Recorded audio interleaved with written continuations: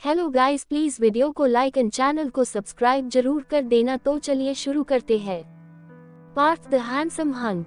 आदित्य आज जानबूझकर एक्सरसाइज करने नहीं गया था, क्योंकि उसने अपने गालों और होठों पर दीक्षा की लिपस्टिक के निशान को पहले ही देख लिया था और वो उसे दीक्षा को डराने के लिए रखना चाहता था।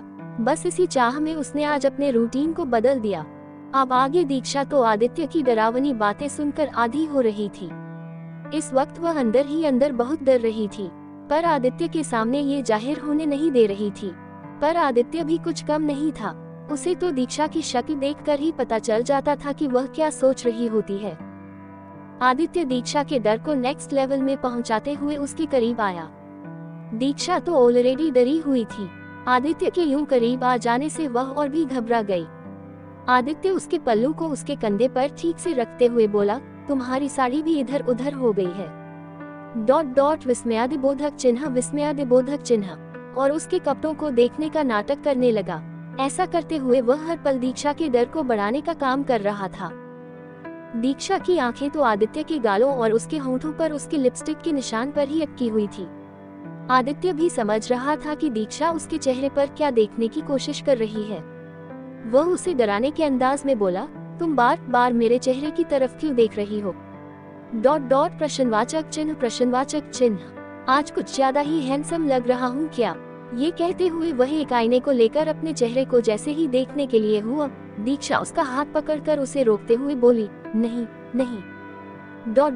आपके चेहरे पर कुछ भी नहीं लगा है, I promise. ... Exclamation mark. Aditya को तो दीक्षा की ऐसी हालत देखकर बहुत मजा आ रहा था। वह जानबूझकर ऐसे रिएक्ट कर रहा था जैसे कि उसे तो कुछ पता ही न हो। वह दीक्षा की तरफ देखते हुए बोला, मैंने तो तुमसे पूछा ही नहीं कि मेरे चेहरे पर कुछ लगा है या नहीं. ... इसका मतलब है कि जरूर मेरे चेहरे पर कुछ लगा है। ये कहते हुए वह मिरर में अपने चेहरे को देखने लगा, जिसे देखकर दीक्षा ने अपना सिर झुका लिया। आदित्य जानबूझकर दीक्षा के पास गया और उसकी चिन को अपने एक उंगली से उठाकर उसके होठों को देखने लगा।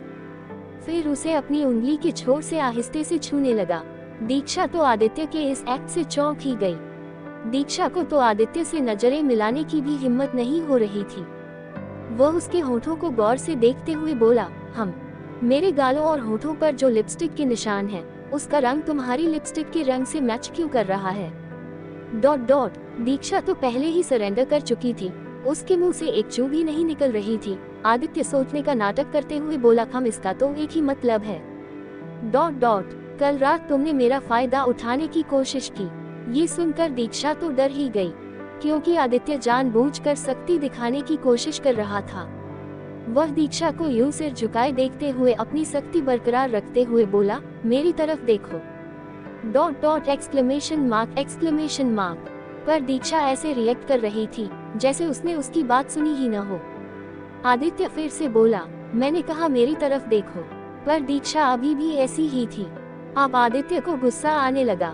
वह थोड़ा और सख्त होकर बोला, Diksha, I said look at me. ... Exclamation mark. Diksha तो डर के मारे कांप ही गई। वह झट से आदित्य की तरफ देखने लगी। उसने पाया कि दीक्षा की आंखों में आंसू आ गए थे। अब उसे बुरा लगने लगा कि क्यों वह उससे इतनी सख्ती से पेश आया। वह तो बस दीक्षा का मजा लेना चाहता था, पर अब उसे समझ आ गया कि उसने कुछ ज्यादा ही सख्ती दिखा दी। दीक्षा ये सोचकर डर रही थी कि अब जरूर आदित्य उसे घर से निकाल देगा, क्योंकि उसने शादी की पहली रात को ही क्लियर कर दिया था कि वह उसकी वाइफ बनने की कोशिश न करे। उसने तो आदित्य के साथ बहुत कुछ कर दिया था, क्योंकि दीक्षा को अभी भी याद नहीं आ पाया था कि कल रात उसने आदित्य के साथ क्या क्या किया है। इसलिए दीक्षा यही मानकर चल रही थी कि उसने आदित्य के साथ अपनी हदें पार कर दी। ये सब सोचते हुए वह घबराई जा रही थी। उसका मन अभी जोर जोर से रोने का कर रहा था। वह चीख चीख कर आदित्य को ये बताना चाहती थी कि उसने कुछ नहीं किया।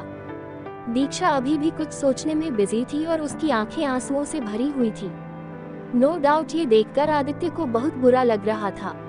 वह जैसे ही उसके आंसू पोंछने के लिए उसके करीब गया, दीक्षा उसके सामने हाथ जोड़ते हुए और रोते हुए बोली, मैंने कुछ नहीं किया। मैंने आपका फायदा उठाने की कोशिश नहीं की, पर फिर भी मैं हाथ जोड़कर आपसे माफी मांगती हूँ।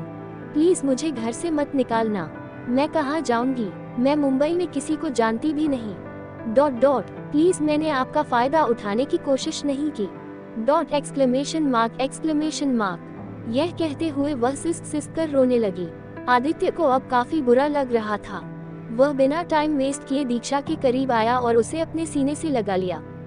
दीक्षा रोते हुए उसे जोर से पकड़ लेती है। आदित्य उसे अपनी बाहों में थाम कर उसके पीठ को सहलाते हुए उसे चुप कराने लगा। दीक्षा थोड़ी देर तक यूं ही सिसकती रही। इस बीच आदित्य ने एक मेड को कुछ लाने का ऑर्डर दिया। आदित्य उसके सिर पर किस करते हुए उसे सहलाते हुए मन में बोला, जरा सी बात पे कोई इस तरह रोता है क्या? क्या इतना बुरा लगता हूँ मैं तुम्हें? कल रात तो तुम मुझे इतना सता रही थी और आज जब मैंने तुम्हें थोड़ा सा परेशान क्या कर दिया तुम तो रोने लग गई। विस्मयादिबोधक चिन्ह। ये कहते हुए वह आहिस्ते से दीक्षा के सिर पर दोबारा किस कर लेता है। अब तक दीक्षा काफी हद तक शांत हो चुकी थी, पर रोने से उसके गालों में आंसुओं की लकीरें बन गई थी। आदित्य ने आहिस्ते से उसे खुद से अलग किया। तभी एक मेड लेमोनेड लेकर वहां हाजिर हो गई। यह आदित्य ने दीक्षा के लिए ऑर्डर किया था। उसने मेड से वह लेमोनेड ले लिया और दीक्षा की तरफ बढ़ाते हुए बोला, लो इसे पी लो, सिर दर्द ठीक हो जाएगा। दीक्षा ने मासूमियत में हाँ में सिर हिला दिया। आज उसका हर वक्त खिला खिला रहने वाला क्यूट सा चेहरा मुरझा सा गया था, जिसे देखकर आदित्य को बिल्कुल अच्छा नहीं लग रहा था। दीक्षा आदित्य से वह लेमोनेड लेकर पीने लगी। थोड़ी ही देर में उसने पूरी ग्लास खाली कर दी। जाओ, जाकर फ्रेश हो जाओ, शोवर लेने के बाद तुम बेटर फील करोगी। दीक्षा ने हाँ में सिर हिलाया और वॉशरूम की तरफ चली गई। उसके जाने के बाद आदित्य ने मन ही मन कहा, अभी तुम्हारी हालत ठीक नहीं है। पर शाम को मैं तुम्हें सताना कंटिन्यू करूंगा, बट यू डोंट वरी, इस बार मैं ये ध्यान रखूंगा कि तुम किसी भी बात से हट न हो। विस्मयादिबोधक चिन्ह। ये कहते हुए वह दूसरे वाले वॉशरूम में फ्रेश होने के लिए चला गया। थोड़ी ही देर बाद दोनों बिल्कुल रेडी हो गए। ब्रेकफास्ट के बाद जब दीक्षा अपने बैकपैक लेकर कॉलेज जाने के लिए नीचे जाने लगी तो आदित्य ने उसे रोक लिया। आदित्य, तुम ऑटो से कॉलेज क्यों जाती हो? दीक्षा को आदित्य का ये सवाल बड़ा अटपटा लगा। वह मन ही मन बोली, कॉलेज तो ऑटो से ही जाते हैं, न हेलीकॉप्टर से नहीं। विस्मयादिबोधक चिन्ह। आदित्य तो उसकी मन की बातें पढ़ लेता था। वह एक नजर घूर कर दीक्षा को देखता है, जिससे उसका उतरा हुआ चेहरा और भी सहम जाता है। वह बोली, मैं जयपुर में भी तो ऑटो से ही कॉलेज जाती थी, तो यहाँ भी ऑटो से ही जा रही हूँ, इसमें गलत क्या है? कोट। दीक्षा ने सीधे सीधे जवाब दिया, पर आदित्य ने अपना फैसला सुनाते हुए कहा, आज के बाद से तुम ऑटो में नहीं बल्कि कार में कॉलेज जाओगी। नीचे पार्किंग एरिया में मेरी बहुत सारी कारें पार्क हैं, तुम्हें जो भी पसंद आए तुम उसमें अपने कॉलेज जा सकती हो, ड्राइवर तुम्हें छोड़ देगा। तभी दीक्षा को उन प्रॉपर्टी के पेपर्स की याद आई जिसमें उसने दीक्षा को साइन करने के लिए कहा था, जिस पेपर के हिसाब से दीक्षा ऑफिशियली आदित्य की आधी प्रॉपर्टी की मालकिन है, जिसके बारे में पूछने पर आदित्य ने उससे कहा था कि इन पेपर्स में वही है जिसके लिए दीक्षा ने आदित्य से शादी की है। इनडायरेक्टली आदित्य ने उससे ये कहा कि वह आदित्य की प्रॉपर्टी के लिए उसके साथ शादी के बंधन में है, पर आदित्य ने ये बिना सोचे समझे ही कह दिया था, ये जानते हुए भी कि डिवोर्स के कॉन्ट्रैक्ट में साइन करते वक्त भी दीक्षा ने उससे कुछ नहीं मांगा था। आदित्य भी समझता था कि दीक्षा उन लड़कियों में से नहीं है जो उसकी प्रॉपर्टी के लिए उसके साथ हो, पर उसे उस दिन दीक्षा के नाम से बहुत चिढ़ मची हुई थी और अपने दिमाग से उसे निकालने के लिए वह दीक्षा की इमेज को जानबूझकर ऐसा बनाना चाह रहा था ताकि उसे अपने दिल से निकालने में उसे आसानी हो। पर उसका दिल जानता था कि दीक्षा एक साफ दिली लड़की है, उसके मन में किसी भी तरह का कोई लालच नहीं है। उसे इस बात का बिल्कुल भी अंदाजा नहीं था कि इन प्रॉपर्टी के पेपर्स वाली बात दीक्षा को नताशा जी और तारिका जी से पता चल जाएगा। ये सब सोचते हुए दीक्षा आदित्य की तरफ देखते हुए बोली, रहने दीजिए मिस्टर मल्होत्रा, मैं ऑटो में ही ठीक हूँ, आपकी एक्सपेंसिव कार में बैठने की मेरी हैसियत नहीं है। विस्मयादिबोधक चिन्ह उद्धरण चिन्ह। दीक्षा ने ये सपाट लहजे में कहा था। आदित्य को भी समझ नहीं आ रहा था कि दीक्षा ऐसे क्यों रिएक्ट कर रही है।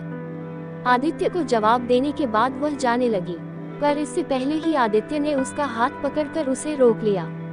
उसके हाथों की पकड़ दीक्षा पर इतनी मजबूत थी कि दीक्षा को दर्द होने लगा। वह गुस्से में ये तक भूल गया कि वह अपनी बीवी को हट कर रहा है।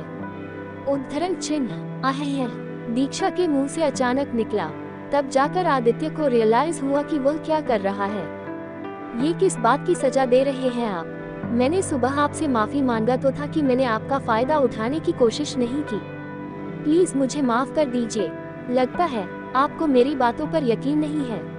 दीक्षा की बातों में एक दर्द साफ साफ नजर आ रहा था। दीक्षा की दर्द भरी बातें सुनकर आदित्य को बुरा लग रहा था। वह दीक्षा के हाथों पर अपनी पकड़ गीली करते हुए बोला, आई एम सॉरी ... मैंने ध्यान नहीं दिया और अनजाने में तुम्हें हर्ट कर दिया।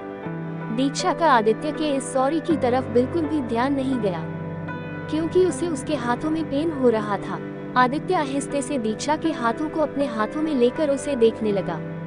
उसकी पकड़ इतनी मजबूत थी कि उसके हाथों के निशान दीक्षा के पतले हाथों पर आ गए थे। उसके हाथों के लाल निशान देखकर ही पता चल रहा था कि दीक्षा को कितना पेन हो रहा होगा। उसे एक बार फिर खुद पर गुस्सा आया। उसने फर्स्ट एड के बॉक्स में से ऑइंटमेंट निकालकर दीक्षा के हाथों में लगाने लगा। हर वक्त उस पर बरसते रहने वाले आदित्य को अपनी इस तरह से केयर करते देख दीक्षा की आंखों से आंसू की एक बूंद गिरकर आदित्य के हाथों में पड़ गई। वह ऑइंटमेंट को साइड में रखते हुए दीक्षा के दोनों गालों को अपनी हथेलियों में भरकर अपनी उंगलियों से उसके आंसू पोंछते हुए प्यार से बोला, आई एम रियली सॉरी ... मैंने तुम्हें हर्ट किया, पर तुम मेरी बात मानो, आज के बाद से तुम कार में ही कॉलेज जाओगी। दीक्षा ने ज्यादा बहस न करते हुए हाँ में सिर हिला दिया और अपना बैकपैक पकड़कर कॉलेज के लिए नीचे जाने लगी। पार्किंग एरिया में आकर वह आदित्य की एक ब्लैक एसयूवी कार में बैठ गई और ड्राइवर उसे उसके कॉलेज की तरफ ले जाने लगा। वह आदित्य की कार में नहीं बैठती अगर उसने उसे प्यार से नहीं कहा होता तो। थोड़ी ही देर में वह कॉलेज पहुंच गई। उसने ड्राइवर को कह दिया कि वह वापस कब जाएगी। उसने कार को कॉलेज से थोड़ा पहले रुकवाया, फिर चलते हुए वह कॉलेज के अंदर आ गई। कॉलेज में क्लास के बाद ब्रेक के वक्त दीक्षा, रोशनी, छवि और भावना के साथ क्लास के बाहर खड़ी थी। दीक्षा और रोशनी आपस में बातें करने में लगी हुई थी। तभी छवि ने हैरानी में सामने देखते हुए कहा, ओह माय गॉड, कोई इतना हैंडसम कैसे हो सकता है। उसके ऐसा कहने पर दीक्षा, रोशनी और भावना भी उस तरफ देखने लगे। विहान के दिल में दर्द। क्लास के बाद ब्रेक के वक्त दीक्षा, रोशनी, छवि और भावना के साथ क्लास के बाहर खड़ी थी। दीक्षा और रोशनी आपस में बातें करने में लगी हुई थी। तभी छवि ने हैरानी में सामने देखते हुए कहा, ओह माय गॉड ... कोई इतना हैंडसम कैसे हो सकता है। उसके ऐसा कहने पर दीक्षा, रोशनी और भावना भी उस तरफ देखने लगे। अब आगे सामने एक हैंडसम लड़का जो कि दिखने में बेहद ही डैशिंग लग रहा था।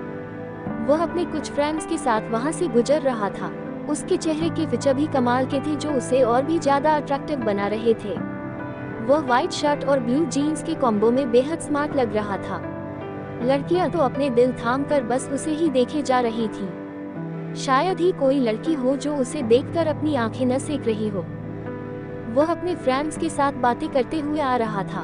उसके चेहरे पर एक पॉजिटिव स्माइल थी जो उसके लुक को और भी इनहेंस कर रही थी।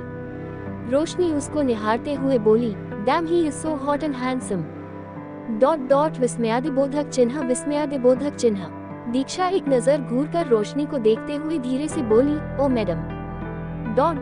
अगर आप भूल गई है तो मैं आपको याद दिला दूं कि अब आप मिस रोशनी मित्तल नहीं बल्कि मिसेस रोशनी समीर कपाड़िया हैं ... विस्मयादिबोधक चिन्ह। रोशनी, हाँ मुझे पता है कि मैं मिसेस कपाड़िया हूँ और मेरे समीर के सामने तो ये लड़का कुछ भी नहीं है। रोशनी ने ये प्राउड होते हुए कहा। वही छवि और भावना तो अपना दिल हार कर बस उस हैंडसम को ही देखे जा रही थी। उन्हें देखकर लग रहा था कि उससे हैंडसम लड़का उन्होंने आज तक नहीं देखा। पर दीक्षा को इन सब से कोई फर्क नहीं पड़ रहा था, क्योंकि आदित्य भले ही खड़ूस था पर वह फिर भी वह इस लड़के से कई गुना ज्यादा हैंडसम था। जब वह स्माइल करता था तो उसके हैंडसम चेहरे पर और चार चांद लग जाते थे। पर दीक्षा ने उसकी मुस्कान को नशे की हालत में ही देखा था। पर वह इमेजिन करने की कोशिश करती थी कि आदित्य जब मुस्कुराएगा तो कैसा लगेगा। और नो डाउट उसकी इमेजिनेशन में ही आदित्य मुस्कुराते हुए किसी चार्मिंग प्रिंस की तरह लगता था। सभी लड़के को देखने में बिजी थे पर दीक्षा का ध्यान कहीं और था। तभी दीक्षा को किसी की नजर अपने आप पर महसूस हुई। जब उसने सामने की तरफ देखा तो यह वही हैंडसम हंट था जो अपने दोस्तों के साथ उसकी तरफ ही बढ़ रहा था। रोशनी दीक्षा को छेड़ते हुए बोली, ओ माई गॉड डी डॉट, ये तो तेरी तरफ ही आ रहा है। दीक्षा भी देख पा रही थी कि वह लड़का उसकी तरफ ही रहा है। वह लड़का दीक्षा के पास आकर अपना एक हाथ आगे बढ़ाते हुए बोला, hello I am Parth dot dot, Parth Mukherjee. Diksha ने एक नजर रोशनी की तरफ देखा, फिर पार्थ की तरफ देखते हुए अपना हाथ आगे बढ़ाकर उससे हैंडशेक कर लिया। छवि और भावना तो बस दोनों को ही देखे जा रही थी। भावना छवि के साथ खुसुर फुसूर करते हुए बोली, ब्रेव गर्ल कितनी लकी है ना, उससे ये हैंडसम हंक सामने से हैंडशेक करने के लिए आया। पर उन बेचारियों को भी दीक्षा के बारे में कहाँ पता था कि उसकी शादी हो चुकी है और उसका पति और कोई नहीं उस कॉलेज का ओनर और शहर का सबसे पावरफुल, रिच और मोस्ट हैंडसम आदमी दी आदित्य मल्होत्रा है, जिसके सामने पार्थ जैसे 100 भी कम पड़ जाएं। पार्थ तो जैसे दीक्षा की ब्यूटी और उसकी क्यूटनेस में ही कहीं खोसा गया। उससे हैंडशेक करके पार्थ के दिल की घंटियां बजने लगी।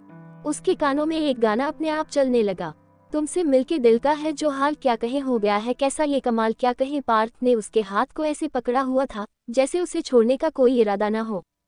दीक्षा ये देखकर इरिटेट हो रही थी। वही रोशनी दीक्षा की इस सिचुएशन का पूरा मजा ले रही थी। वह मुंह दबाकर हंसते हुए मन ही मन बोली, गुड चॉइस मिस्टर मुखर्जी, पर लगता है हमारे मजनू साहब गलत जगह पर अपना दिल हार बैठे।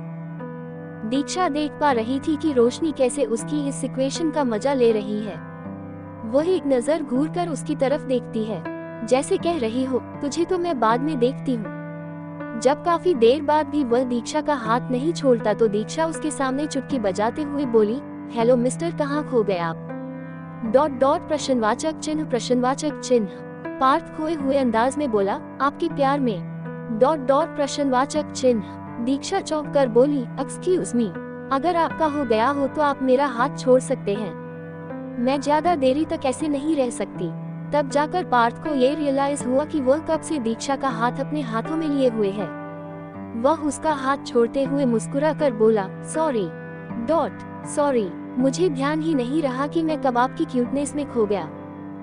दीक्षा तो अब पूरी तरह इरिटेट हो गई, क्योंकि पार्थ की बातों से फ्लर्ट करने की बू आ रही थी।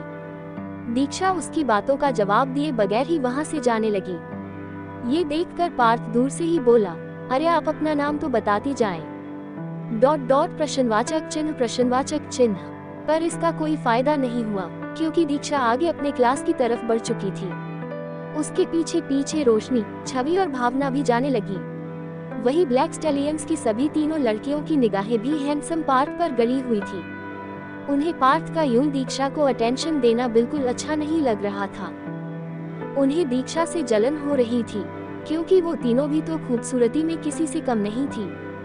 पर पार्थ की निगाहें सिर्फ दीक्षा पर ही ठहरी थी। पार्थ तो दीक्षा का ये क्यूट एटीट्यूड देखकर अपना दिल हार बैठा। वह मुस्कुराते हुए अपने एक फ्रेंड सौरभ को बोला, लगता है क्यूट गर्ल मुझसे नाराज हो गई, पर कोई बात नहीं, अब जब तुम इसी कॉलेज में पढ़ती हो तो मैं तुम्हें मना ही लूंगा। ये कहते हुए वह फिर से स्माइल करने लगा। उसे तो दीक्षा ने पहली ही नजर में क्लीन बोल्ड कर दिया था। अब आगे ये देखना होगा कि वह दीक्षा को इम्प्रेस करने के लिए क्या क्या करने वाला है।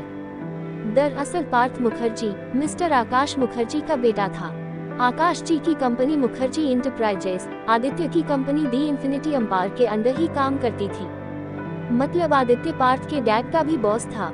पर पार्थ को ये नहीं पता था कि जिस लड़की को वह इम्प्रेस करने की सोच रहा है वह और कोई नहीं बल्कि उसके डैड के बॉस की वाइफ है। पर फिलहाल तो इन सब से अनजान पार्थ दीक्षा को इम्प्रेस करना चाहता था। देखते हैं कि वह अपने इस लव गेम में कहां तक आगे जा पाता है। दूसरी तरफ खुराना इंडस्ट्रीज विहान अभी अभी अपने एम्प्लॉइज की एक इम्पोर्टेंट मीटिंग लेकर आ रहा था। वह अपने कैबिन में बैठकर अपना कॉफी पी रहा था और कुछ सोचने में लगा था। तभी उसे कुछ ख्याल आया और वह अपने असिस्टेंट अमित को ऑफिस की जिम्मेदारी सौंपकर अपनी ब्लैक BMW निकालकर ईशा की कंपनी की तरफ चला गया। ईशा भी आज एक इम्पोर्टेंट मीटिंग की तैयारी में थी। आज जाने माने बिजनेसमैन मिस्टर अहान सिंघल के साथ उसकी मीटिंग होने वाली थी। मिस्टर सिंघल को ईशा की कंपनी के डायमंड ज्वेलरीज की डिजाइन्स काफी पसंद आई। वह इन डिजाइन्स को अपने मॉल के डायमंड ज्वेलरीज के सेक्शन में लॉन्च करना चाहते थे। इसी सिलसिले में आज उनकी ब्लू डायमंड्स के मीटिंग रूम में उनकी मीटिंग थी। 12 बजे एक हैंडसम आदमी जिसकी उम्र करीब 29 थी ईशा के ऑफिस में एंटर हुआ। यही मिस्टर अहान सिंघल थे तो अपने 2 एग्जीक्यूटिव के साथ वहां मीटिंग अटेंड करने आए थे। लाइट ब्लू कलर के 3 पीस सूट में वह बेहद डैशिंग लग रहे थे। ईशा ने अपनी ब्राइट स्माइल के साथ मिस्टर सिंघल का अपने ऑफिस में वेलकम किया। फिर दोनों मीटिंग रूम की तरफ चले गए, जहां ईशा की सेक्रेटरी रीता ने मीटिंग की सारी तैयारियां कर रखी थी। यह मीटिंग करीब 2 घंटे तक चली। इन 2 घंटों में दोनों कंपनीज के बीच इम्पोर्टेंट बिजनेस डील्स को लेकर बातें हुई। फिर मिस्टर सिंघल ने ईशा को अपने साथ एक कॉफी पीने के लिए इंसिस्ट किया, जिसे कैजुअली लेते हुए ईशा ने पोलाइटली हाँ कह दिया। मिस्टर सिंघल ने अपने दोनों एग्जीक्यूटिव्स को जाने के लिए कह दिया। दोनों ऑफिस के एक प्राइवेट एरिया में कॉफी पी रहे थे। दोनों के बीच कैजुअल बातें हो रही थी। मिस्टर सिंघल की नजर बार बार ईशा की खूबसूरती और उसकी ब्यूटीफुल चार्मिंग स्माइल पर पड़ रही थी। No doubt mister Singhal Isha पर फिदा हो गए थे। दोनों कॉफी पीने में बिजी थे।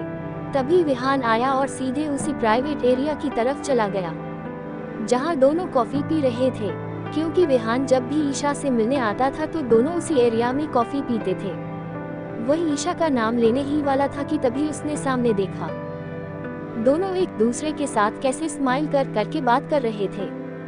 ये देखकर तो विहान के दिल में दर्द ही हो गया। वही ईशा को कुछ कहे बिना वहां से निकलकर ईशा की सेक्रेटरी रीता के पास आया और मिस्टर सिंघल के बारे में पूछा। रीता, सर, वो ईशा मैम के नए business partner mister Ahaan Singhal हैं।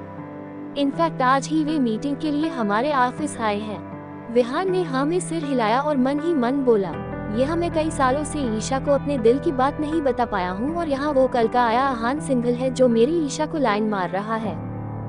ये सोचते हुए वह आदित्य के ऑफिस की तरफ चला गया, क्योंकि वह जब तक अपनी प्रॉब्लम आदित्य से शेयर नहीं करेगा उसके मन को शांति नहीं मिलेगी। 15 मिनट में ही वह आदित्य के ऑफिस पहुंच गया। बट अनफॉर्चुनेटली आदित्य भी वंश के साथ उस वक्त अपने किसी इम्पोर्टेंट बिजनेस मीटिंग में बिजी था। विहान को आदित्य के ऑफिस में सब जानते थे।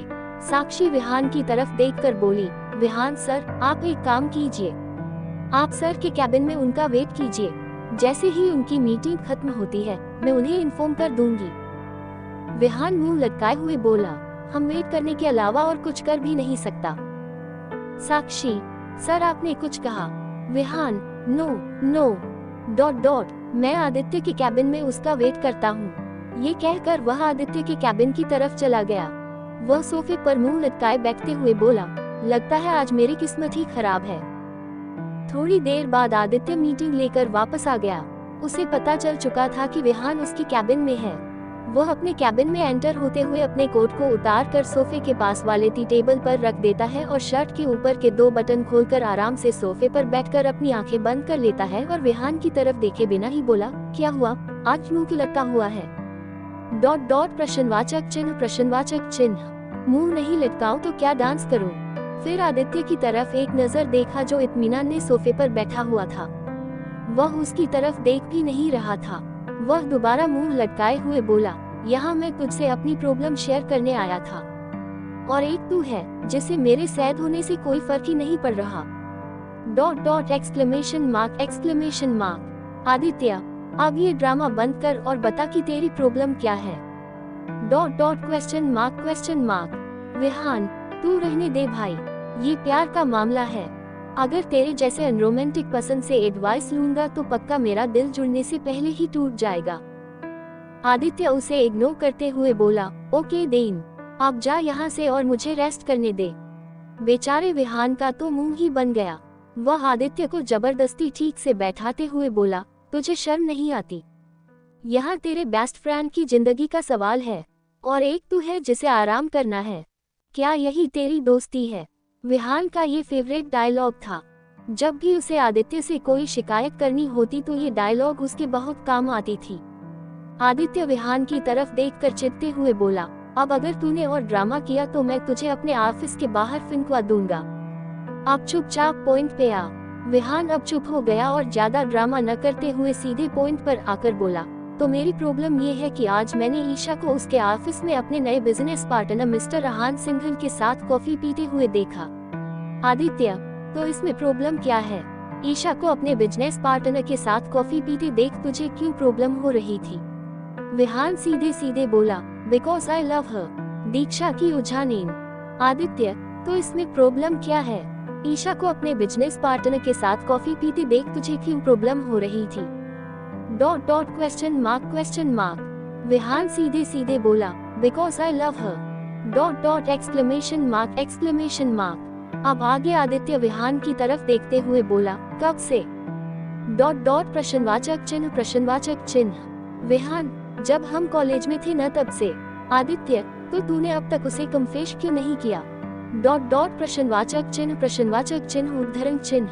विहान, देखा, मैंने कहा था न, तू नहीं समझ पाएगा, क्योंकि आज तक तुझे किसी से सच्चे मन से प्यार नहीं हुआ है न। आदित्य उसकी तरफ अपनी सर्द आंखों से देखते हुए बोला, तो तेरे इस लव कन्फेशन का मेरे लव लाइफ से क्या कनेक्शन है? Question mark. विहान, वो सब छोड़, उसके बारे में हम फिर कभी डिस्कस कर लेंगे। अभी मेरी प्रॉब्लम को सॉल्व करने की कोशिश करते हैं। आदित्य तो विहान को घूरता ही रह गया, क्योंकि ईशा को किसी और के साथ कॉफी पीते देख सच में विहान के दिमाग की नशे हिल चुकी थी। विहान, तुझे क्या लगता है मैं ईशा को अपनी फीलिंग कन्फेस कर दूंगा और वह मान जाएगी? प्रश्नवाचक चिन्ह। आदित्य, पर अगर तू उसे बताएगा नहीं कि तू उसके बारे में क्या सोचता है तो वह ऐसे ही नहीं मानेगी। देख, मेरे कहने का मतलब है कि उसे एक लिस्ट पता तो होना चाहिए, न कि तू उससे प्यार करता है। इसे एक्सेप्ट करना या न करना उसके ऊपर है। विहान, बात तो तू सही कह रहा है, पर पता है, जब भी मैं उसे अपनी फीलिंग कन्फेस करने के लिए खुद को प्रिपेयर कर लेता हूँ, हमारी इतने सालों की दोस्ती ही आड़े आ जाती है। आज तक अपनी फीलिंग्स ईशा से छिपा कर रखने का बस यही एकमात्र रीजन था। मैं नहीं चाहता कि मेरे इस कन्फेशन की वजह से हमारी दोस्ती टूटे। आदित्य, पर तुझे ये रिस्क तो उठाना ही पड़ेगा, अपने दिल की बात ईशा के सामने रखनी ही पड़ेगी।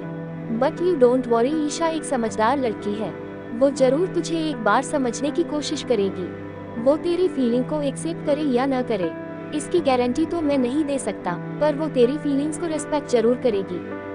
उद्धरण चिन्ह। विहान आदित्य की बातों को ध्यान से सुनने में लगा हुआ था। आदित्य अपनी बातें जारी रखते हुए बोला, मुझे प्यार के बारे में ज्यादा तो नहीं पता, पर आई फील कि अगर तुझे किसी से प्यार हो तो जल्दी ही सामने वाले शख्स को इसके बारे में अवेयर करवा देना चाहिए। कहीं ऐसा ना हो कि बहुत देर हो जाए और वह खास शख्स आपसे हमेशा के लिए किसी और का हो जाए। विहान, जो बड़े ध्यान से आदित्य की बातें सुन रहा था, वह अपने दोनों हाथ जोड़कर उससे बोला, आपको बहुत बहुत थैंक यू सर। अगर आप नहीं होते तो पता नहीं मेरा क्या होता, कौन मुझे यूं हिम्मत देता। Exclamation mark. विहान ने ये नौटंकी करते हुए कहा, आदित्य बस। इतना नौटंकी करने की कोई जरूरत नहीं है, और कभी काम पर भी ध्यान दे दिया कर, जब देखो तब मेरे और ईशा के ऑफिस में मंडराता रहता है। विहान, काम की बात नहीं करे तो ही अच्छा है।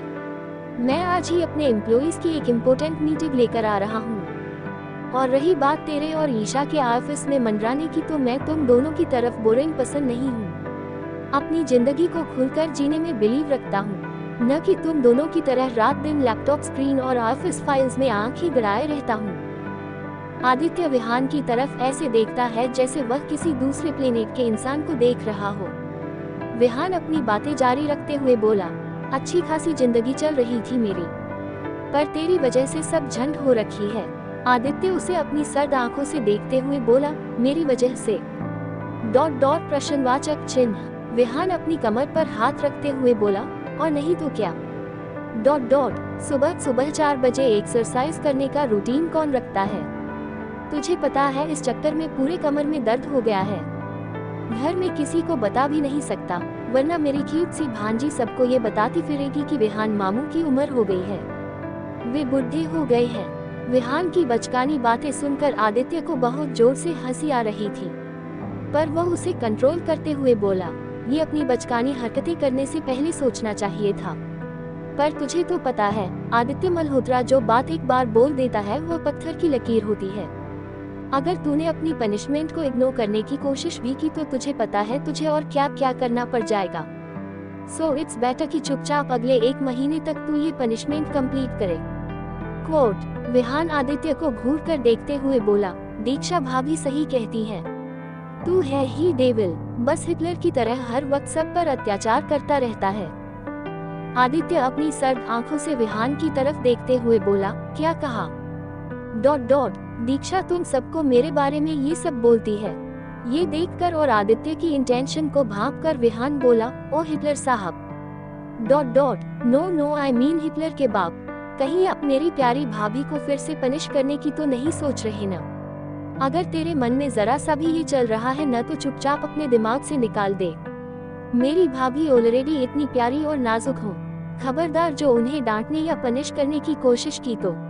आदित्य, अच्छा बड़ा साइड लिया जा रहा है अपनी भाभी का। अगर मैं ऐसा कर दूं तो विहान, तो मैं हाई कमांड अपनी शीतल दादी माँ को इस बारे में इन्फॉर्म कर तेरी क्लास लगवा दूंगा। Dot dot exclamation mark. Aditya, तुझे नहीं लगता तू कुछ ज्यादा ही इंटरफेयर कर रहा है मेरे मामले में? डॉट डॉट प्रश्नवाचक चिन्ह। विहान धीरे से बोला, मैं क्या करूं?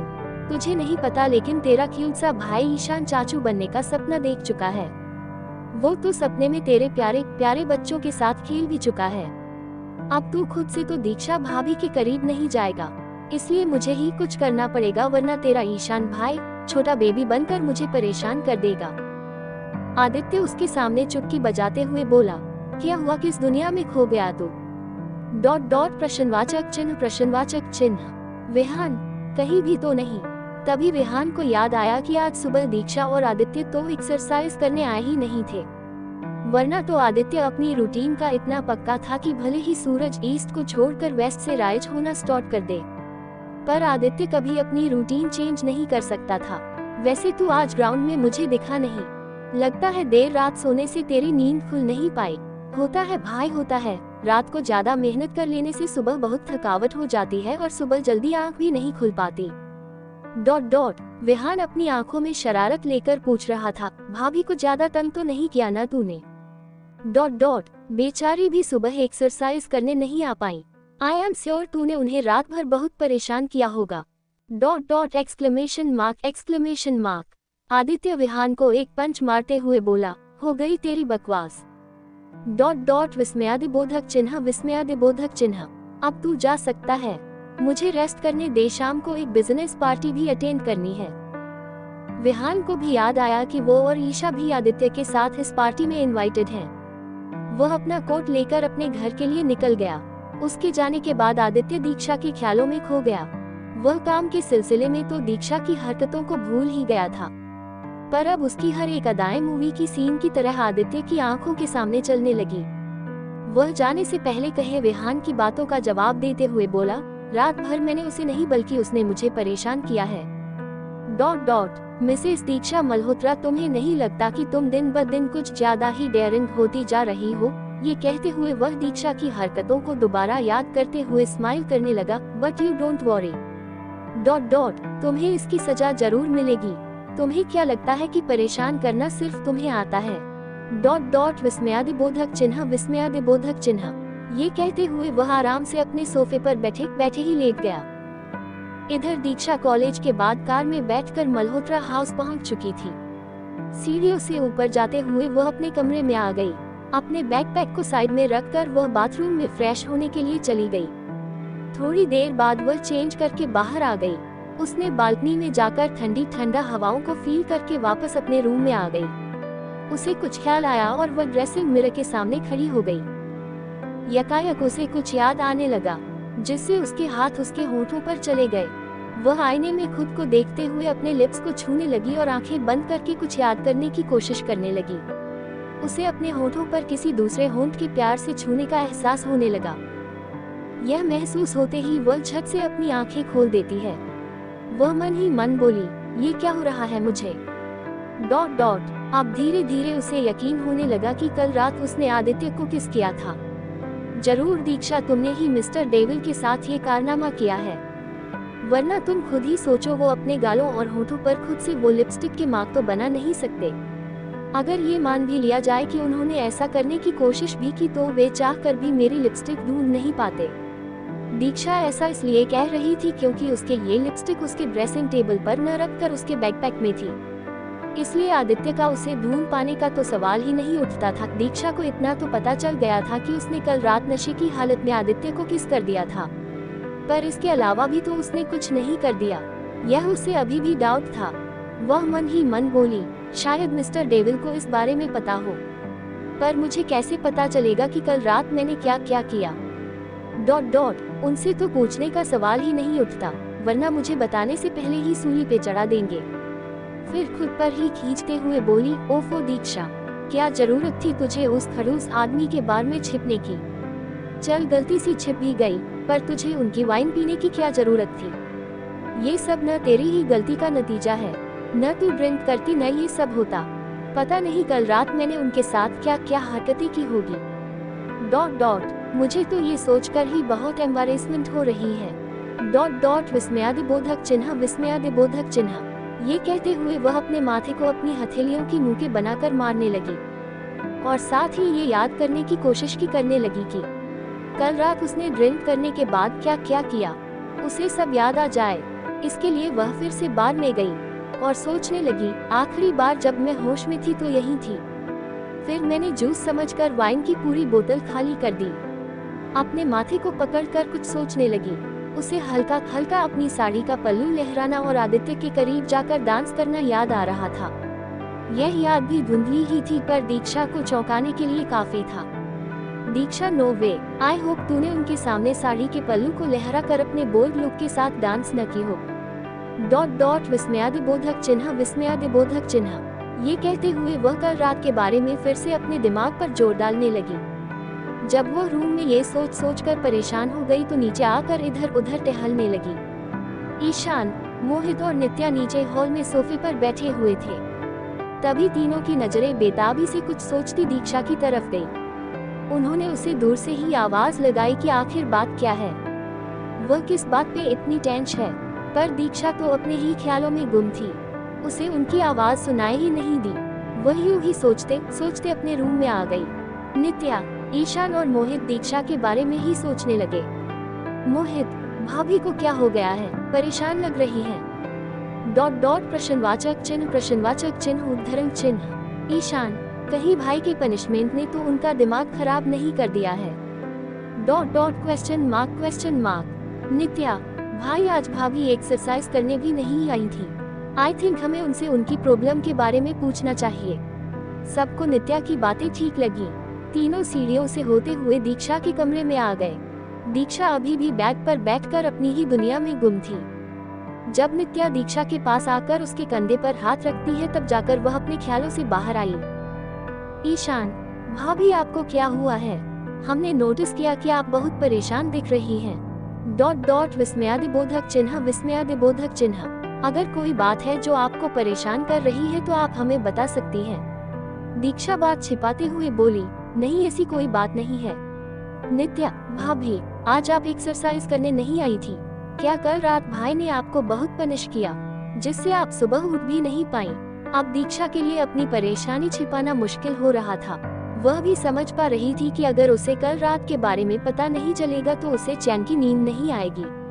Mister Ahaan Singh are interested in Isha. Nitya, भाभी, आज आप एक्सरसाइज करने नहीं आई थी क्या? कल रात भाई ने आपको बहुत पनिश किया, जिससे आप सुबह उठ भी नहीं पाई। ... एक्सक्लेमेशन मार्क, एक्सक्लेमेशन मार्क। अब दीक्षा के लिए अपनी परेशानी छिपाना मुश्किल हो रहा था। वह भी समझ पा रही थी कि अगर उसे कल रात के बारे में पता नहीं चलेगा तो उसे चैन की नींद नहीं आएगी। अब आगे दीक्षा की आंखों में फिर से कुछ चलने लगा। उसे यूं ख्यालों में गुम देखकर ईशान, मोहित और नित्या समझ गए कि जरूर कोई बात है। दीक्षा ने भी अब ज्यादा छिपाने की कोशिश नहीं की और एक गहरी सांस लेने लगी। वह उन तीनों की तरफ देखते हुए बोली, समझ नहीं आ रहा कि मैं आप लोगों को ये कैसे बताऊं। ... मुझे बहुत ही एम्बारेसमेंट फील हो रही है। दीक्षा की बातें सुनकर ईशान और मोहित की आंखें चमक गई। उन्हें लगने लगा कि जरूर पिछली रात दोनों के बीच कुछ हुआ है। नित्या, डोंट वरी भाभी, जो भी है आप हमें बोल दो, नहीं तो इसी उलझन में आप पूरी रात सो नहीं पाओगे। अगर ठीक से सो नहीं पाओगे तो कल जल्दी उठ भी नहीं पाओगे, फिर आपके पतिदेव आपको छोड़ेंगे नहीं। दीक्षा मन ही मन बोली, नित्या बात तो ठीक कह रही है। उद्धरण चिन्ह। दीक्षा अपनी बात करना स्टार्ट करती है, तो बात ऐसी है कि आप सबको तो पता है, जब आदित्य आप सबको सजा सुना रहे थे, उस वक्त उन्होंने मुझसे कहा था कि तुम्हें तो मैं रूम में देखता हूँ, पर आप सभी जानते हैं कि मुझे उनसे कितना डर लगता है। इसलिए मैं अपना बैकपैक लेने के लिए मैं जल्दी जल्दी अपने रूम में जा रही थी। वो मेरे पीछे पीछे ही आ रहे थे, पर सही वक्त में दादी माँ ने आकर उन्हें सीढ़ियों पर ही रोक लिया। मैंने मौके का फायदा उठाया और जल्दी से अपने रूम से भाग गई। तीनों बहुत ध्यान से दीक्षा की बातें सुन रहे थे। शाम को जब मैं घर आई तो मुझे आइडिया आया कि क्यों ना मैं आज साड़ी पहनूं। एक्चुअली उस वक्त आदित्य के पनिशमेंट की बात मैं पूरी तरह भूल चुकी थी, तो मैं रेडी होने चली गई। थोड़ी देर बाद फोटोज क्लिक करते वक्त मुझे ये बात याद आई। मैंने अपना सर पीट लिया, फिर बिना टाइम वेस्ट किए मैं बैग के पीछे छिप गई और उसी वक्त आदित्य भी ऑफिस से आ गई। डर के मारे मेरी हालत खराब हो रही थी, क्योंकि उन्हें देखकर लग रहा था कि आज चाहे मैं पाताल में भी क्यों न छिप जाऊं, वो ढूंढ कर ही दम लेंगे। फिर मुझे ढूंढते हुए वह नीचे गए। नित्या, हाँ भाभी, भाई आपको ढूंढते हुए मेरे रूम में भी आए थे। दीक्षा, मुझे समझ नहीं आ रहा था कि मैं कहाँ छिपूं, पर जल्द से जल्द छिपना भी बहुत जरूरी था, तो मैं गलती से आदित्य के बार में छिप गई, पर मुझे सच में नहीं पता था कि मैं उनके बार में हूँ। मोहित बत्तीसी दिखाते हुए बोला, भाभी आप ये मत कहना कि आपने भाई की फेवरेट वाइन कलेक्शन में से उनकी वाइन पी ली। ... एक्सक्लेमेशन मार्क। दीक्षा अपने लटकाए हुए चेहरे के साथ बोली, यस एक्चुअली यही हुआ। मैं उनके बार में छिपी बैठी थी। मुझे बहुत जोर से प्यास लगी थी। अब पानी पीने के लिए नीचे आना मतलब शेर की गुफा में खुद ही कदम रखने जैसा था। इसलिए मैंने आँख देखा न ताव जूस की बोतल समझकर उनकी रेड वाइन की बोतल को खाली कर दिया, पर मुझे उस वक्त ये नहीं पता था कि वो शराब की बोतल है, वरना मैं उसे कभी हाथ नहीं लगाती। ये कहते हुए वह अपना सिर भी हिला रही थी। ये करते हुए दीक्षा काफी क्यूट लग रही थी। ईशान ये देखकर दीक्षा के गालों को अपने दोनों हाथों से पुल करते हुए बोला, भाभी यू आर सो क्यूट ... पता नहीं भाई किस पत्थर के बने हैं जो इतनी क्यूट वाइफ को भी पनिश करने की सोच रहे हैं। मोहित दीक्षा की तरफ देखते हुए बोला, भाभी इट मीन्स कि आपने फर्स्ट टाइम वाइन पी थी ... वो भी पूरी बोतल। दीक्षा ने मासूमियत में हाँ में सिर हिला दिया, जिससे तीनों के फेस पर स्माइल आ गई। ईशान एक्साइटमेंट में पूछने लगा, फिर क्या हुआ भाभी? ... प्रश्नवाचक चिन्ह। दीक्षा कुछ सोचते हुए बोली, फिर मुझे अपनी धुंधली आंखों में बस इतना देख पाई थी कि आदित्य अपनी आग उगलती आंखों के साथ मुझे घूर रहे थे और बार की तरफ कदम रख रहे थे। मोहित और ईशान को तो जैसे बहुत एक्साइटमेंट हो रही थी आगे की बात जानने की। वो दोनों एक्साइटेड होकर पूछने लगे, फिर क्या हुआ भाभी? ... प्रश्नवाचक चिन्ह। दीक्षा अपने दिमाग पर जोर डालते हुए बोली, फिर शायद मैंने आदित्य के साथ डांस करने की कोशिश की। फिर क्या हुआ मुझे याद नहीं... ... एक्सक्लेमेशन मार्क। ईशान और मोहित तो खुश हो गए। वे दोनों दीक्षा की तरफ देखते हुए बोले, भाभी हमें आपसे यही उम्मीद थी। भाई तो ठहरे एक नंबर के अनरोमांटिक इंसान, पर आप उन्हें हैंडल कर लेंगी, इतना तो भरोसा था आप पर, और आप उस पर बिल्कुल खरी उतरी हैं। ईशान किसी छोटे बच्चे की तरह दीक्षा के हाथ पकड़कर बोला, भाभी ये बात मैं भाई से नहीं कह सकता, क्योंकि उनसे ये बात की तो मुझे आसमान में लटका देंगे, इसलिए मैं ये आपसे कह रहा हूँ। प्लीज भाभी मुझे 2 क्यूट से भतीजी दे दीजिए, फिर मैं आपसे कुछ भी नहीं मांगूंगा, आपकी हर बात मानूंगा मैं। भाई के 100 पनिशमेंट भी ऐसे ही खुशी खुशी झेल लूंगा... विस्मयादिबोधक चिन्ह उद्धरण चिन्ह। दीक्षा तो चौंक ही गई, क्योंकि ईशान ने उसे डायरेक्ट उसके और आदित्य के बच्चों की बात की। उसे नहीं पता था कि ईशान इतना डेस्परेटली अपने भतीजी को देखना चाहता है। ईशान एकास के साथ दीक्षा की तरफ देखते हुए बोला, भाभी आप मेरी ये विश पूरी करेगी ना? ... विस्मयादिबोधक चिन्ह। दीक्षा तो उलझन में पड़ गई। उसे समझ ही नहीं आ रहा था कि वह इस बात का क्या जवाब दे। फिलहाल तो वह आदित्य से बचने के बारे में सोच रही थी और ईशान था कि उसे उसके करीब जाने के लिए बोल रहा था। वह नॉर्मल होते हुए ईशान की तरफ देखकर बोली, आप ये बात अपने भाई से क्यों नहीं कहते? आप तो जानते ही हैं न कि मुझे उनसे कितना डर लगता है। दीक्षा ऐसा इसलिए कह रही थी ताकि वह बच्चों की बातों से टॉपिक को डिस्ट्रैक्ट कर पाए। इन बेचारों को क्या पता था कि आदित्य ने अभी तक उसे अपनी वाइफ एक्सेप्ट नहीं किया है, तो बच्चों की बात तो अभी दूर ही थी।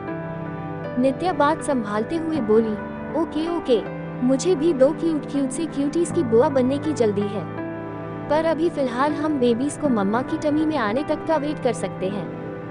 नित्या ने जब ऐसा कहा तो दीक्षा मासूमियत में अपना पेट को छूकर देखने लगी। नित्या अपनी बातें जारी रखते हुए बोली, अभी फिलहाल हमें आदित्य भाई को दीक्षा भाभी के करीब लाने के बारे में सोचना चाहिए, तभी हमारा ये क्यूट सा सपना पूरा हो पाएगा। तो भाभी अकॉर्डिंग टू यू इसके बाद क्या हुआ, आपको कुछ याद नहीं? दीक्षा ने हाँ में सिर हिलाया था। ये सवाल पूछते हुए मुझे बहुत एम्बैरेसमेंट फील हो रही है, पर पूछना भी जरूरी है। सुबह उठने के बाद आप दोनों की हालत कैसी थी? I mean, कुछ ऐसा जो आपको यूजुअल नहीं लगा हो? विस्मयादिबोधक चिन्ह। दीक्षा ने उन्हें आदित्य के गालों और होठों पर अपनी लिपस्टिक के निशान के बारे में बताया। ये सुनकर ईशान और मोहित स्माइल करने लगे। वे दीक्षा की तरफ देखते हुए बोले, भाभी आप बहुत क्यूट होने के साथ साथ रोमांटिक भी हैं। पर दीक्षा तो उलझन में थी, इसलिए उसने दोनों की बातों पर ज्यादा गौर नहीं किया। दीक्षा ने सुबह उठकर आदित्य के रिएक्शन के बारे में भी बताया। ईशान अपना दिमाग लगाते हुए बोला, भाभी मुझे लगता है कि भाई को पिछली रात के बारे में पता है, पर वो आपको परेशान करने के लिए कुछ पता नहीं होने का नाटक कर रहे हैं। नित्या, मुझे भी यही लग रहा है भाभी, भाई को सब पता है, और ये जानकर बहुत खुशी भी हो रही है कि इसके लिए उन्होंने आप पर गुस्सा भी नहीं किया। अब अगर आपको कल के बारे में जानना है तो ये सिर्फ भाई ही बता सकते हैं। उद्धरण चिन्ह। ये सुनकर दीक्षा और उलझन में पड़ गई। वह जानती थी कि चाहे कुछ भी हो जाए, पर वह आदित्य से कल रात के बारे में तो बिल्कुल भी नहीं पूछ सकती थी। वह तीनों की तरफ देखते हुए बोली, पर आप सबको जानते ही हो मुझसे ये काम नहीं हो पाएगा। सब सोचने लगे कि दीक्षा कैसे आदित्य से कल के बारे में पूछ सकती है, पर बहुत देर सोचने के बाद भी किसी के दिमाग में कोई आइडिया नहीं आया। ईशान चिल मारते हुए बोला, भाभी मुझे तो लगता है कि आपको कल रात के बारे में सोचने की कोई जरूरत नहीं है। अगर आप दोनों के बीच कुछ हुआ भी होगा तो भी इसमें कौन सी बुरी बात है। इनफैक्ट मेरे लिए तो बहुत अच्छी खबर है ये। अब दीक्षा को शर्म आने लगी, पर वह सबके सामने नॉर्मल ही दिखने की कोशिश कर रही थी। नित्या, भाभी आई थिंक ईशान भाई ठीक कह रहे हैं, आप इस बारे में ज्यादा न सोचें। वैसे भी आप दोनों हस्बैंड वाइफ हो, और हस्बैंड वाइफ के बीच में ऐसे नोक झोंक तो होते ही रहते हैं। दीक्षा ने भी डिसाइड कर लिया कि अब अगर आदित्य सामने से पिछली रात के बारे में बताएगा तो ठीक है, वरना वो इस बारे में ज्यादा नहीं पूछेगी। दूसरी तरफ आदित्य आज शाम की बिजनेस पार्टी के लिए ऑफिस में ही रेडी हो रहा था। पार्टी शाम 7 बजे से स्टार्ट होने वाली थी। विहान और ईशा भी पार्टी में आने वाले थे। ये पार्टी एक 7 स्टार होटल रूम में होने वाली थी, जिसमें बड़े बड़े बिजनेसमैन शामिल होने वाले थे। 6:45 में आदित्य अपने ड्राइवर के साथ पार्टी की वेन्यू के लिए निकल गया। ईशा और विहान भी अपनी अपनी कार में पार्टी के लिए निकल चुके थे। आदित्य के पहुंचते ही पूरे पार्टी हॉल में एक रौनक सी छा गई। आज बहुत सारे बिजनेसमैन पार्टी में इसलिए आए थे ताकि आदित्य मल्होत्रा से अपने प्रोफेशनल रिलेशनशिप को स्ट्रॉन्ग कर पाएं। उसके पहुंचते ही शहर के बड़े बड़े बिजनेसमैन आदित्य से मिलने आ गए। तभी विहान भी पहुंच गया। आज ब्लैक लुक में वह बेहद हॉट लग रहा था। आदित्य ब्लैक और व्हाइट 3 पीस सूट के कॉम्बो में बेहद सेक्सी लग रहा था। आज इस बिजनेस पार्टी में आई बिजनेसमैन की बेटियों की निगाहें आदित्य पर थी। बहुत सारे बिजनेसमैन डैड पार्टी में इसलिए भी आए थे ताकि आदित्य से अपनी बेटी के रिश्ते की बात कर सके, पर उन्हें कोई आइडिया नहीं था कि यह हैंडसम और मोस्ट एलिजिबल बैचलर अब मैरिड हो चुका है। विहान और आदित्य बातें करने में लगे थे, तभी ईशा की एंट्री हुई। जब ईशा अपने रेड कलर की खूबसूरत गाउन को संभालते हुए अपने चमचमाती ब्लैक हाई हील्स के साथ अंदर आई तो सबकी निगाहें उस पर जम गई। वह आज इस पार्टी की स्टार लग रही थी। विहान तो बस दिल थाम कर उसे देखता ही रह गया। वह सीधे आदित्य और विहान के पास आ गई। आदित्य उसकी तारीफ करते हुए बोला, looking very gorgeous! Exclamation mark quote. Isha मुस्कुराते हुए बोली, thank you Aditya! Exclamation mark. Vihaan तो अभी भी मुंह फाड़े ईशा को देखे जा रहा था। ये देखकर ईशा उसके कंधे पर मारते हुए बोली, और तुम्हें क्या शुभ मुहूर्त निकालना पड़ेगा मेरी तारीफ करने के लिए। तब जाकर विहान अपने ख्यालों की दुनिया से बाहर आया। वह ईशा के हाथों को अपने हाथों में लेते हुए बोला, and the most gorgeous girl of the evening is here. विस्मयादिबोधक चिन्ह विस्मयादिबोधक चिन्ह। ये कहते हुए वह ईशा के हाथों को चूम लेता है। ईशा अपने गाउन को एक हाथ से पकड़ते हुए अपने एक पैर पीछे करती है और झुककर विहान की तरफ देखते हुए बोली, thank you prince Vihaan. Exclamation mark. ये सुनकर विहान स्माइल करने लगता है। पार्टी शुरू हुई और कुछ डांसर्स अपने डांस परफॉर्मेंस से इस शाम को और भी खूबसूरत बनाने लगी। थोड़ी देर बाद सब अपनी अपनी ड्रिंक एंजॉय करने लगे। विहान आदित्य से बातें करने में बिजी था। इतने में मिस्टर अहान सिंघल ईशा के पास आ गया। वह भी इस पार्टी में शामिल होने आया था। वह ईशा की तरफ देखते हुए बोला, oh my God beautiful lady, you are looking so gorgeous. मुझे कोई हैरानी नहीं होगी अगर मैं आपको इस पार्टी की मोस्ट ब्यूटीफुल गर्ल अनाउंस कर दूं। ईशा मुस्कुराते हुए बोली, mister Singhal, I think this is too much. देखिए इस पार्टी में और भी खूबसूरत लड़कियां हैं। विस्मयादिबोधक चिन्ह। Mister Singhal, but miss Mehta, आपकी खूबसूरती की बात ही कुछ और है। विस्मयादिबोधक चिन्ह। इसी तरह दोनों में बातें होने लगी। विहान आदित्य की बगल में खड़ा होकर दूर से ही दोनों को बातें करते हुए देख रहा था। आदित्य ने ये भांप लिया। विहान आदित्य की तरफ देखकर बोला, जब से यह अहान सिंघल ईशा का बिजनेस पार्टनर बना है उससे कुछ ज्यादा ही चिपकने की कोशिश कर रहा है। आदित्य, कहीं ये मुझसे मेरी ईशा को छीनना तो नहीं चाहता? आदित्य, आई डोंट नो, पर तुझे अब ईशा को अपने दिल की बात बता देनी चाहिए, वरना इस पार्टी में अहान सिंघल जैसे और लोग भी मौजूद होंगे जो ईशा को अपना बनाने की सोच रहे होंगे। विहान, पर मैं ऐसा होने नहीं दे सकता। दोनों बातें करने में लगे हुए थे। वे इस बात से बेखबर थे कि थोड़ी ही दूरी पर एक लड़की आदित्य पर अपनी नजरें गड़ाए हुई थी। वह एक वेटर को पैसे देकर एक ड्रिंक में ड्रग्स मिलाकर देते हुए उसे आदित्य को देने के लिए बोल रही थी। वेटर ने बिल्कुल वैसा ही किया। आदित्य को वह ड्रिंक दे दी और आदित्य ने ज्यादा न सोचते हुए वह ड्रिंक पी भी लिया। ये देखकर वह लड़की शातिर स्माइल करने लगी। उसने किसी को कॉल करते हुए बोला, रूम नंबर 230 रेडी है। सामने से जवाब आया, यस मैम। लड़की ने कॉल डिस्कनेक्ट किया और आदित्य को दूर से देखते हुए ही डेविल स्माइल करने लगी। Aditya is drugged. वेटर ने बिल्कुल वैसा ही किया। आदित्य को वह ड्रिंक दे दी और आदित्य ने ज्यादा न सोचते हुए वह ड्रिंक पी भी लिया। ये देखकर वह लड़की शातिर स्माइल करने लगी। उसने किसी को कॉल करते हुए बोला, रूम नंबर 230 रेडी है। सामने से जवाब आया, यस मैम। लड़की ने कॉल डिस्कनेक्ट किया और आदित्य को दूर से देखते हुए ही डेविल स्माइल करने लगी। अब आगे की लड़की और कोई नहीं, दिशा कपूर ही थी। उसे पता चल गया था कि आदित्य आज इस पार्टी में आने वाला है, इसलिए वह पूरी तैयारी के साथ आई थी। उसे पता चल चुका था कि आदित्य की शादी हो चुकी है। अब तो वह किसी भी सूरत में मल्होत्रा हाउस में अपने कदम नहीं जमा पाएगी।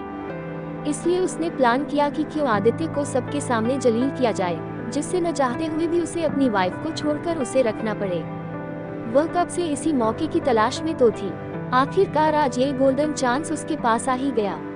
दूसरी तरफ दीक्षा डिनर के बाद नीचे हॉल में ही इधर उधर टहल रही थी। रात के 10 बज चुके थे, पर आदित्य अभी तक घर नहीं आया था, क्योंकि दीक्षा को यह नहीं पता था कि वह एक बिजनेस पार्टी में गया हुआ है। इसलिए वह आदित्य के बारे में सोच रही थी कि वह अब तक घर क्यों नहीं आया। दीक्षा को यह लग रहा था कि अब तक पनिशमेंट और पिछली वाली रात के बारे में आदित्य भूल चुका होगा। दीक्षा को यूं बाहर टहलता हुआ देख शीतल जी ने उसे अपने रूम में बुला लिया। दीक्षा रूम में आकर शीतल जी के बेड के पास बैठ गई। शीतल जी उसकी तरफ देखते हुए बोली, क्या हुआ बेटा? आप सोने नहीं गई? दीक्षा शीतल जी की तरफ देखते हुए बोली, हाँ दादी माँ, वो मैं आदित्य का वेट कर रही थी। वो अभी तक घर नहीं आए हैं न, इसलिए। शीतल जी को ये जानकर बहुत अच्छा लगा कि दीक्षा आदित्य का वेट कर रही है। उसे आदित्य की फिक्र है, पर यह जानकर आदित्य के ऊपर गुस्सा भी आने लगा कि उनका नालायक पोता अभी भी सुधरने के नाम नहीं ले रहा है। एटलीस्ट उसे दीक्षा को इन्फॉर्म तो करना चाहिए कि वो कहाँ है। शीतल जी आदित्य पर बिगड़ते हुए दीक्षा की तरफ देखकर बोली, बेटा आपके पतिदेव और हमारा नालायक पोता दिन ब दिन बिगड़ते ही जा रहे हैं। अब हमें उनका कान खींचना पड़ेगा। कम से कम आपको इन्फॉर्म तो करना चाहिए कि वो कहाँ है। आदित्य का कान खींचने की बात सुनकर दीक्षा खिलखिलाकर हंस पड़ी। क्योंकि वह इमेजिन कर रही थी कि दादी माँ आदित्य के कान खींचते हुए कैसी लगेंगी और आदित्य का उस वक्त रिएक्शन कैसा होगा। दीक्षा की प्यारी सी हंसी देखकर शीतल जी उसके सिर पर प्यार से हाथ फेरते हुए बोली, ऐसे ही मुस्कुराते रहा कीजिए बेटा, आप हंसते हुए बहुत ही प्यारी लगती है। दीक्षा दादी माँ की तरफ देखते हुए एक स्वीट सी स्माइल बिखेर देती है। शीतल जी अपने पैरों को छूने लगती है। ये देखकर दीक्षा उनके पैर दबाते हुए बोली, दादी माँ आपको पैरों में दर्द हो रहा होगा ना, रुकिए मैं अभी आपका ये दर्द ठीक कर देती हूँ। शीतल जी दीक्षा की इस स्वीट जेस्चर पर मुस्कुराते हुए बोली, बेटा आप रहने दीजिए, हम शांता से ये करवा लेंगे। दीक्षा, नहीं दादी माँ, उसकी कोई जरूरत नहीं है, मेरे होते हुए कोई और ये काम क्यों करे। आपको पता है मेरे घर में भी जब मेरी शांति दादी माँ के पैरों में दर्द होता था तो मैं इसी तरह उनके पैरों की मालिश करके यूं उनका दर्द भगा देती थी। दीक्षा की मासूमियत ने शीतल जी का दिल जीत लिया था। उन्हें पता ही नहीं चला और दीक्षा ने उनके जोड़ों का दर्द ठीक भी कर दिया। वह दीक्षा की तरफ देखते हुए बोली, क्या बात है बेटा, आपके हाथों में तो जादू है, देखिए अब मेरे पैरों का दर्द बिल्कुल ठीक हो गया। दीक्षा मुस्कुराते हुए बोली, दादी माँ मैंने आपसे कहा था, विस्मयादिबोधक चिन्ह विस्मयादिबोधक चिन्ह। शीतल जी स्माइल करते हुए दीक्षा से बोली, बेटा अब आप ही जाए और जाकर आराम कीजिए, आदित्य किसी बिजनेस मीटिंग में फंस गए होंगे, आप उनकी चिंता मत कीजिए, वो आ जाएंगे। दीक्षा दादी माँ को गुड नाइट बोलते हुए अपने रूम में आ जाती है। वह एक नज़र बेड की तरफ देखती है, उसे एक अजीब सा खालीपन लग रहा था। उसे भी समझ नहीं आ रहा था कि उसे यूं खालीपन क्यों महसूस हो रहा है, कहीं यह आदित्य के वहां मौजूद नहीं होने से तो नहीं है। दीक्षा को अभी आदित्य के रूम में नहीं होने से खुश होना चाहिए था, पर उल्टा उसे उसके नहीं होने से रूम खाली खाली सा लग रहा था। वह बेड की तरफ देखते हुए बोली, दीक्षा तुझे ऐसा क्यों फील हो रहा, प्रश्नवाचक चिन्ह, कहीं तू मिस्टर देवल को मिस तो नहीं कर रही, प्रश्नवाचक चिन्ह। फिर अपने आप को समझाते हुए बोली, नहीं, विस्मयादिबोधक चिन्ह, मैं उन्हें कब से मिस करने लगी, पर उनके बिना तुझे रूम खाली खाली क्यों लग रहा है, विस्मयादिबोधक चिन्ह। दीक्षा खुद के ही सवाल में उलझ रही थी, उसे पता नहीं था पर अब उसे आदित्य की आदत होने लगी थी। ये खालीपन भी इसी का नतीजा था। उसे नींद तो आ नहीं रही थी, इसलिए वह रूम में ही इधर उधर टहलने लगी। कभी सोफे में बैठ जाती तो कभी बालकनी के पास जाकर खड़ी हो रही थी। उसने आंखें बंद करके ठंडी हवाओं को अपने चेहरे पर महसूस किया। तभी उसे एक बेचैनी सी महसूस हुई, ऐसा लगने लगा जैसे कुछ गलत होने वाला है। उसने झट से अपनी आंखें खोल ली और आसपास देखने लगी। उसने लंबी गहरी सांसें ली और खुद को काम किया। अब उसे आदित्य की फिक्र होने लगी। वह मन ही सोचने लगी कि कहीं आदित्य किसी मुसीबत में तो नहीं। और दीक्षा की गट फीलिंग्स बिल्कुल सही थी, आदित्य एक बहुत बड़ी मुसीबत में पड़ने वाला था। इसी फिक्र और घबराहट में आज दीक्षा ने पहली बार उसे कॉल करने का डिसाइड किया। उसने अपना फ़ोन लेकर आदित्य को कॉल करना स्टार्ट किया, पर फ़ोन साइलेंट होने की वजह से और लाउड म्यूजिक की बदौलत उसे पता ही नहीं चला कि उसके फ़ोन पर किसी का कॉल आ रहा है। दीक्षा ने 2-3 बार और कॉल ट्राई करने की कोशिश की, पर हर बार उसका कोई रिस्पॉन्स नहीं आया। अब दीक्षा कुछ नहीं कर सकती थी सिवाय उसके सेफली घर लौट आने की प्रेयर करने के। दीक्षा ने आदित्य के लिए भगवान से प्रे की और बेड पर आकर अपनी आंख बंद कर सोने की कोशिश करने लगी। दूसरी तरफ पार्टी में दिशा तो खुशी से बस झूमने ही लगी थी, क्योंकि वह आदित्य को आज अपना जो बनाने वाली थी। इसके लिए उसने सारा इंतजाम कर रखा था। विहान तो ईशा को बस मिस्टर अहान सिंघल से दूर रखने की कोशिश में लगा हुआ था। उनसे थोड़ी दूरी पर खड़े आदित्य की बॉडी में अब धीरे धीरे ड्रग्स का असर होना शुरू हो गया था, पर ईशा और विहान इस बात से बिल्कुल बेखबर थे कि आदित्य को ड्रग्स दिया गया है। सामने एक सॉफ्ट रोमांटिक ट्यून प्ले हो रही थी। मिस्टर सिंघल इस मौके का फायदा उठाते हुए ईशा के साथ कपल डांस करना चाहते थे, पर विहान ने उनके इरादों को पहले ही भांप लिया और इससे पहले ही ईशा का हाथ अपने हाथों में लेकर डांस करने लगा। इधर आदित्य की बॉडी अब धीरे धीरे ड्रग्स के असर से गर्म होनी शुरू हो गई। आदित्य को भी समझ नहीं आ रहा था कि ये उसके साथ क्या हो रहा है। दिशा दूर से ही आदित्य की हालत देखकर बहुत खुश हो रही थी। अब आदित्य ड्रग्स के नशे में पूरी तरह आने लगा था। ये देखकर मौके का फायदा उठाते हुए दिशा आदित्य की तरफ अपना कदम बढ़ाने लगी, पर तभी एक वेटर उसके बीच आ गया और सारा ड्रिंक दिशा के कपड़ों में गिर गया, जिससे उसकी पूरी ड्रेस खराब हो गई। दिशा उस वेटर पर बरस पड़ी, यू इडियट, ... तुम्हारे पास आंखें नहीं हैं, देखकर नहीं चल सकते क्या? ... पूरी ड्रेस खराब कर दी। वेटर डरते हुए बोला, I am so sorry ma'am, ... मुझसे गलती हो गई। दिशा उसे और सुनाना चाहती थी, पर अगर वह यहाँ अपना टाइम वेस्ट कर देगी तो अच्छा खासा हाथ आया मौका चला जाएगा। इसलिए बिना टाइम वेस्ट किए वह आदित्य की तरफ बढ़ने लगी, पर ये क्या, वहाँ तो आदित्य था ही नहीं। इनफैक्ट वह आसपास भी देखने लगी, पर आदित्य वहाँ आसपास में भी कहीं नजर नहीं आ रहा था। अब उसे उस वेटर ने बहुत गुस्सा आने लगा। वह पागलों की तरह पूरी पार्टी में आदित्य को ढूंढने लगी। आदित्य को अब कुछ समझ आने लगा था कि उसे ड्रग दिया गया है। इससे पहले कि उससे कोई गलती हो जाए या कोई उसका फायदा उठाने की कोशिश करे, वह तुरंत वहां से निकलकर पार्किंग एरिया में आ गया जहां उसकी कार पार्क की हुई थी। वह ड्राइवर से कहकर कार मल्होत्रा हाउस की तरफ ले जाने के लिए कहा। अब तक वह ड्रग आदित्य की बॉडी में बुरी तरह असर दिखाना स्टार्ट कर चुकी थी। उसकी बॉडी पहले से ज्यादा हीट हो चुकी थी। वह बहुत मुश्किल से अपने आप को संभाले हुए था। पार्टी में जब विहान और ईशा को आदित्य कहीं नजर नहीं आया तो वे परेशान हो गए।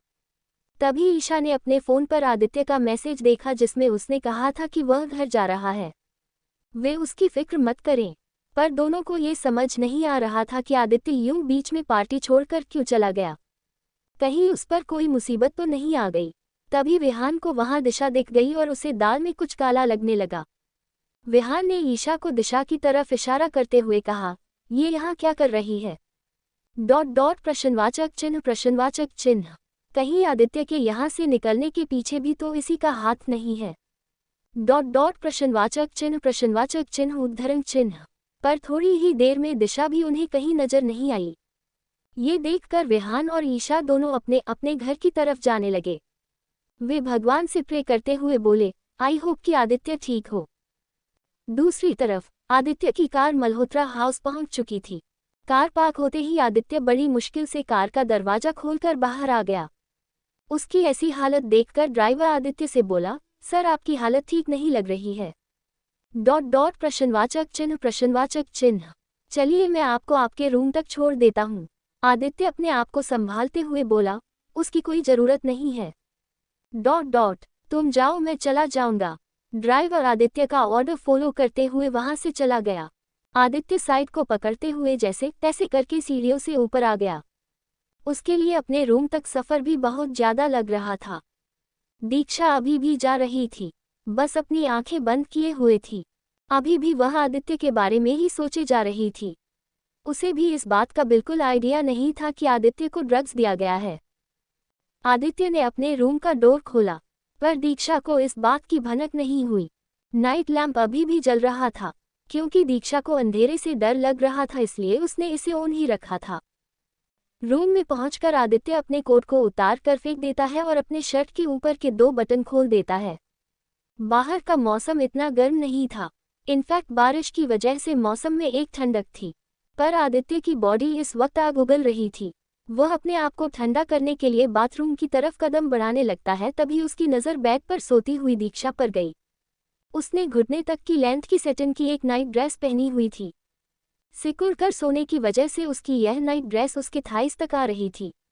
ये देखकर आदित्य बाथरूम की तरफ से अपना कदम मोड़कर दीक्षा की तरफ ले जाने लगा। वह दीक्षा के पास आकर उसकी तरफ झुक गया और उसके होंठों पर अपने गर्म होंठ रखकर उसे वाइल्डली किस करने लगा। दीक्षा जो अपनी आंखें बंद किए हुए थी, अचानक हुए इस किस से बहुत घबरा गई। उसने अपनी आंखें खोल ली तो देखा कि ये आदित्य है, पर फिर भी उसका ये डर कायम रहा क्योंकि आदित्य ने आज तक बिना उसके परमिशन के ऐसा कुछ नहीं किया था।